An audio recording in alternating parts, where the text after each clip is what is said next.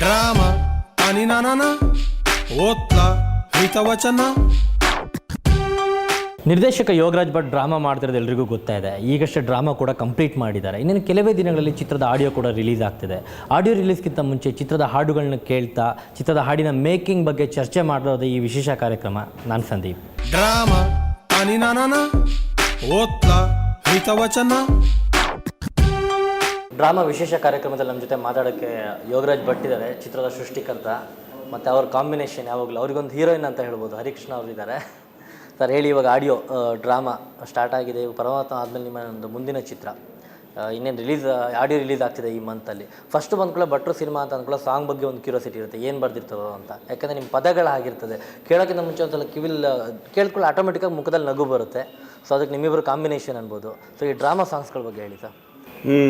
ಏನು ಹೇಳೋದು ಹರಿ? ನೀವೇ ಹೇಳೋದು, ನಾವು ಕೇಳೋದು. ಈಗ ನಾನು ನಿರ್ದೇಶಕ, ಸಂಗೀತ ನಿರ್ದೇಶಕರು. ಅಂದರೆ ಹಾಡುಗಳು ಅಂತ ಬಂದರೆ ಅವರೇ ರಾಜ, ಅವರೇ ಹೀರೋ. ಈ ಕಾರ್ಯಕ್ರಮದ ಹೀರೋ ಅವರು ಅಂತ ಹೇಳ್ಬೋದು. ನಾವು ಈ ನಡುವೆ ಹರಿಕೃಷ್ಣ ಅವರಿಗೆ ಒಂದು ಆಧುನಿಕ ಮಂಟ್ಯಸ್ವಾಮಿ ಮತ್ತು ಜೂನಿಯರ್ ಪಂಚಾಕ್ಷರ ಗವಾಯಿಗಳು ಅಂತೆಲ್ಲ ಕರಿತೀವಿ. ಒಂದೊಂದು ಹಾಡು ತುಂಬ ಹೊಸದಾಗಿ ಮಾಡಿದ್ದಾರೆ. ನನ್ನ ಇವರ ಕಾಂಬಿನೇಷನ್ನಲ್ಲಿ ನಾವು ಯಾವತ್ತೂ ಕೆಲಸ ಮಾಡೋದು ಹಾಡು ಕೇಳೋರಾಗಿ, ಹಾಡು ಬರೆಯೋನಾಗಿ ಅಥವಾ ಅವ್ರ ಮ್ಯೂಸಿಕ್ ಮಾಡೋರಾಗಿ ಮಾಡೋದಿಲ್ಲ.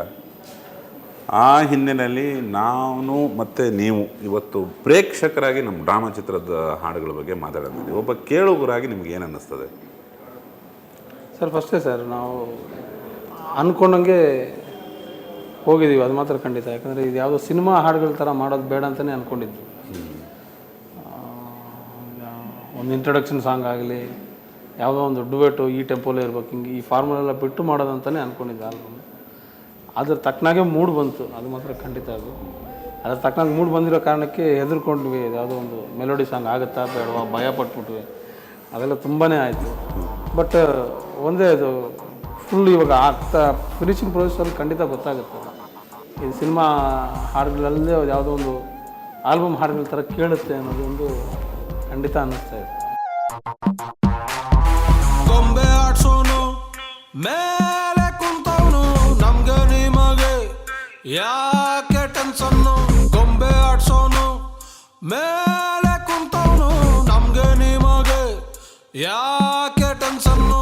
ಲಗ್ಗಾಮು ದೇವರ ಕೈಲಿ ನಾವೇನ್ ಮಾಡೋಣ, ಎಲ್ಲಾರು ಮುಖ ಮುಚ್ಕೊಂಡು ಡ್ರಾಮಾ ಆಡೋಣ.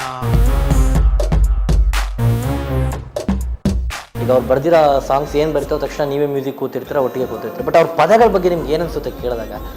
ಎಲ್ಲಿಂದ ಹುಡುಕ್ತಾರೆ ಪದಗಳು? ಅದೇನೋ ಅಲ್ಲ, ಅದಿನ್ನೊಂದು ಹೆಂಗೆ ಅಂದರೆ, ನೀವು ಈಗ ನಾವು ನಾರ್ಮಲಾಗಿ ಮಾತಾಡ್ತಾನೆ ಇರ್ತೀವಿ ಎಲ್ಲರೂ, ಬಟ್ ನಮಗೆ ಅದು ತೋಚಿರಲ್ಲ ಅನ್ಸುತ್ತೆ. ಅದು ಪದಗಳು ಏನೇನೋ ಬರ್ದಿರ್ತಾರೆ ನೋಡಿ. ಇವಾಗ ಇದ್ರ ಸಾಂಗ್ಗಳು ಕೇಳಿದ್ರು ಅಷ್ಟೇ, ಆ ಪದಗಳು ಕೇಳ್ತಿದ್ರೆ ಏನೋ ಒಂಥರ ಕಚ್ಚುಗುಳಿ ಇಡೋ ಥರ ಇರುತ್ತೆ. ಅದು ನಿಮಗೆ ಫಸ್ಟ್ ಎಲ್ಲ ಕೇಳ್ತಿದ್ದಾಗ ಹೇಗೆ ಅನಿಸ್ತಾ ಇತ್ತು ನಿಮಗೆ? ಅದೇನು ಅನ್ನಿಸ್ದಾಗ ಬರುತ್ತಲ್ಲ ಮ್ಯೂಸಿಕ್ಕು, ಅದೇ ಹಾಡು. ಯಾಕಂದರೆ ಅದು ಅಷ್ಟು ಫ್ರೆಶ್ ಆಗಿರುತ್ತೆ. ಅದು ನಾನು ಎಲ್ಲೂ ಕೇಳಿರಲ್ಲ, ನೀವೆಲ್ಲೂ ಹೆಂಗೂ ಕೇಳಿರಲ್ಲ, ನಾನು ಅದನ್ನು ಕೇಳಿರಲ್ಲ. ಸೊ ಇದು ಯಾವುದೋ ಇವಾಗ ತುಂಡೈಕ್ಲ ಸಹವಾಸ 3 ಹೊತ್ತು ಉಪವಾಸ ಅಂತ ಇದೆ. ಅದು ಎಲ್ಲೂ ಅದು ಓಪನಿಂಗ್ ಲೈನ್ ಆಗೋ ಕ್ವಾಲಿಟಿನೋ ಕ್ಯಾಲಿಬರ್ ಇರೋ ಲೈನ್ ಅಲ್ಲವೇ ಅಲ್ಲ. ಬಟ್ ಅದನ್ನು ಬರೆದಾಗ ಅದು ಏನೇನೋ ಸೌಂಡ್ ಆಗುತ್ತೆ.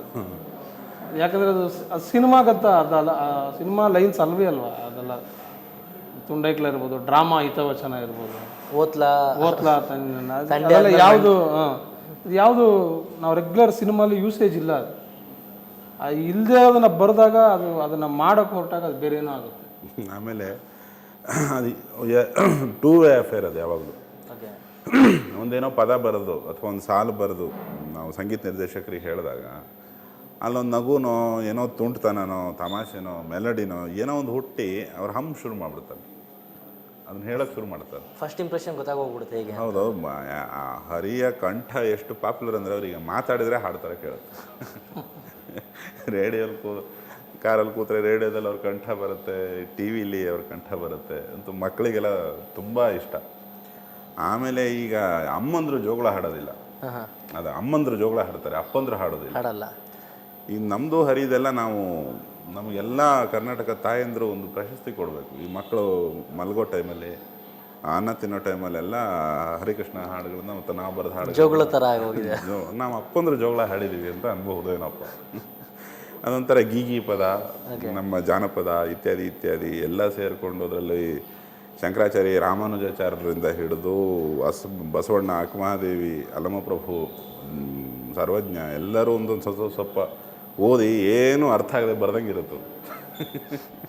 ಯಾವುದನ್ನು ತಿಳ್ಕೊಳ್ಳದೆ ಒಬ್ಬ ಪೆದ್ದ ಬರ್ದಂಗೆ ಇರುತ್ತೆ ಪ್ರಾಯಶಃ. ಆ ಕಾರಣಕ್ಕೆ ಅದು ಈ ಸಂಗೀತ ಮಾಡೋರಿಗೆ ಅದನ್ನು ಹೇಳ್ತಿದ್ದಂಗೆ ಇದಕ್ಕೊಂದು ರಾಗ ಹಾಕ್ಬಿಡೋಣ, ತುಂಬ ನಗು ಬರುತ್ತೆ ಅಂತ ಅನಿಸುತ್ತೆ ಅಂತ ಕಾಣುತ್ತೆ. ಅದನ್ನೇ ನಾನು ಹರಿ ಮಾಡೋದು. ಏನಂತೀರಿ ಈ ಮಾತಿಗೆ ನೀವು? ಎಲ್ಲರೂ ಓಡೋಗ್ಬಿಡ್ತಾರೆ. ಸರ್ ನೀವು ಹಾಡ್ತಾ ಇದ್ದೀರಾ ಇದರಲ್ಲಿ ಏನಾದರೂ? ಇಲ್ಲ, ಆಡ್ತಿಲ್ಲ. ಯಾವ ಸಾಂಗು ಯಾವ ಸಾಂಗ್ ಆಡ್ತಿಲ್ಲ. ಸೊ ಅಟ್ಲೀಸ್ಟ್ ಸರ್ ಹೇಳ್ತಾರೆ ಈ ತುಂಡ ಇಕ್ಳು ಸವಾಸೆಯಿಂದ ಅದೊಂದು ಸಾಂಗ್ ಹಾಗೆ ನಿಮ್ಮ ವಾಯ್ಸಲ್ಲಿ ಹಾಗೆ ಒಂದು ಹೇಳ್ಬಿಡಿ ನೋಡೋಣ. ಈಗ ಯಾಕಂದರೆ ಜನರಿಗೆ ಫುಲ್ ಆಡಿಯೋ ಕೇಳಬೇಕಂದ್ರೆ ಆಬ್ವಿಯಸ್ಲಿ ಆಡಿಯೋ ರಿಲೀಸ್ ಆಗೋ ತನಕ ಕಾಯಬೇಕು. ತುಂಡೈಕ್ಳ ಸಾವಸ ಮೂರತ್ತು ಉಪವಾಸ, ಒಬ್ಬ ಟೀಕೆ ವೆಂಕಟೇಶ, ಒಬ್ಬ ಕ್ವಾಡ್ಲೆ ಸತೀಶ, ಹೆಂಗೋ ಒಮ್ಮೆ ತಾನೆ PUC ಮುಗಿಸೋರೆ, ಊರ್ ಹಾಳು ಮಾಡೋದಕ್ಕೆ ರಿಸರ್ಚು ನಡೆಸೋರೆ. ಹೆಂಗೆ ಹಾಡಿದರು ಬಾಯಿ ನೋಯ್ತವೆ, ಇನ್ನು ಕೇಳಿದರೆ ಕಿವಿ ಹೋಯ್ತವೆ. ಹೆಂಗೆ ಹಾಡಿದರು ಬಾಯಿ ನೋಯ್ತವೆ, ಇನ್ನು ಕೇಳಿದರೆ ಕಿವಿ ಹೋಯ್ತವೆ. ತುಂಡೈಕ್ಳ ಸವಾಸ ಮೂರತ್ತು ಉಪವಾಸ, ಒಬ್ಬ ಟೀಕೆ ವೆಂಕಟೇಶ, ಒಬ್ಬ ಕ್ವಾಡ್ಲೆ ಸತೀಶ.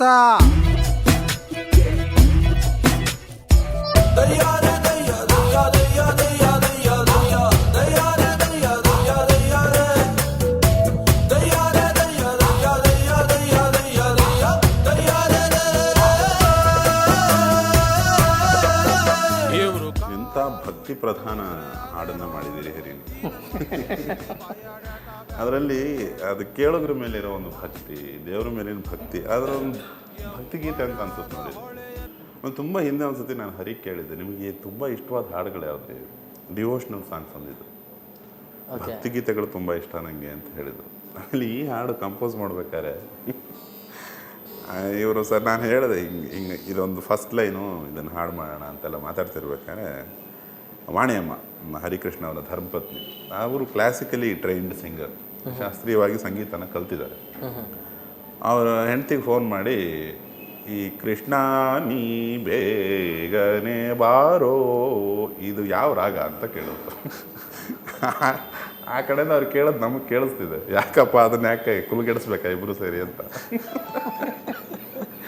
ಆ್ಯಕ್ಚುಲಿ ಆ ನೋಟಲ್ಲೇ ಇರೋದು ಅದು ತೊಂಡೈಕ್ಳು ಅಂತಂದ್ರೆ ಅದೊಂದರಲ್ಲೊಂದು ಭಕ್ತಿ ಇದೆ, ಆ ಭಕ್ತಿ ಪ್ರಧಾನ. ಹೌದು, ಹಿರಿಯರೆಲ್ಲ ಸೇರಿಕೊಂಡು ಇವತ್ತಿನ ಹುಡುಗರಿಗೆ ಹೆದರ್ಕೊಳ್ಳೋದು, ಅವ್ರನ್ನ ಹೊಡೆಯೋಕ್ಕಾಗಲ್ಲ, ಬಿಡೋಕ್ಕಾಗಲ್ಲ. ಈಗ ನಿನ್ನ ವಯಸ್ಸಿನ ಹುಡುಗರಿಗೆ ನಿನ್ನ ತಂದೆ ತಾಯಿನೋ ಚಿಕ್ಕಪ್ಪ ದೊಡ್ಡಪ್ಪನೋ ತಲೆ ಹೊಡೆಯೋಕ್ಕಾಗಲ್ಲ, ಬಟ್ ನೀನು ಮಾಡೋ ಯಾವ ಅವ್ರಿಗೆ ಆಗ್ತಿರಲ್ಲ, ಹೊಡೆದು ಬುದ್ಧಿ ಹೇಳೋಕ್ಕಾಗಲ್ಲ, ಹೌದು, ಸಹಿಸ್ಕೊಳ್ಳೋಕ್ಕೂ ಆಗಲ್ಲ, ಈ ಕಡೆ ಸಹಿಸ್ಕೊಳ್ಳೋಕ್ಕಾಗಲ್ಲ. ನೀವು ಎಲ್ಲ ಗೊತ್ತಿರೋದು ಬಿಟ್ಟರೆ ಏನು ಗೊತ್ತಿರಲ್ಲ ನಿಮಗೆ ಸಹಜವಾಗಿ. ಈಗ ನಿಮ್ಮ ಇವಾಗಿನ ಜನ್ರೇಷನ್, ಹೌದು ಹೌದು, ಆ ಒಂದು ವಯೋಮಾನದ ಅಂತರ, ಜನ್ರೇಟರ್ ಗ್ಯಾಪ್ಗಳೆಲ್ಲ ಇದೆ ಹಾಡಲ್ಲಿ.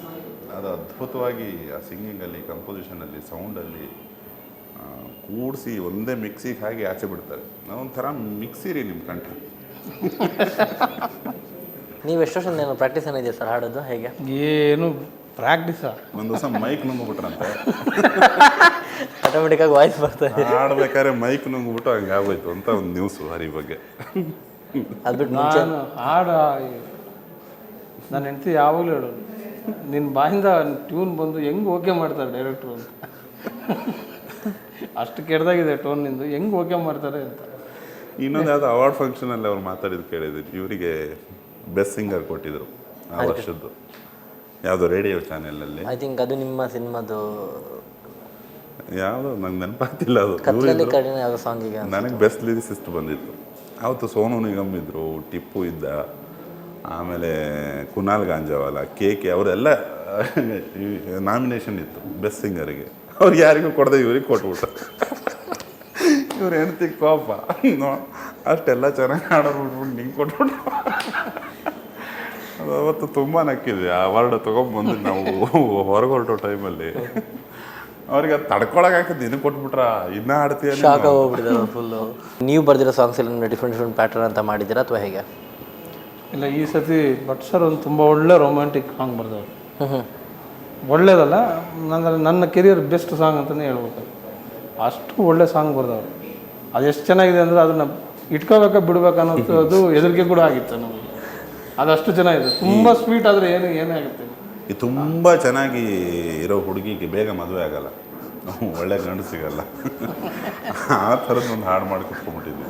ಸೊ ಇವಾಗ ಆ ಸಾಂಗ್ ಶೂಟ್ ಆಗಿಲ್ಲ, ಅದನ್ನ ಶೂಟ್ ಮಾಡ್ಬೇಕು, ಅದಕ್ಕೆ ಪ್ಲ್ಯಾನ್ ಮಾಡ್ತಾ ಇದ್ದೀರಾ? ಅದೊಂದು ಹಾಡಿನ ಚಿತ್ರೀಕರಣ ಬಾಕಿ ಇದೆ. Okay, fine. ಸಾಂಗ್ಸ್ ಬಗ್ಗೆ ಮಾತಾಡಿದ್ವಿ, ಹರಿಕೃಷ್ಣ ಸರ್ ಹೇಳಿದ್ದಾರೆ. ಇವಾಗ ನಿಮ್ಮ ಚಿತ್ರದ ನಾಯಕ ನಟರೆಲ್ಲ ಇದ್ದಾರೆ, ಅದು ಎರಡೆರಡು ಟೀಮ್ ಮಾಡಿದ್ದಾರೆ ಈ ಸಲ.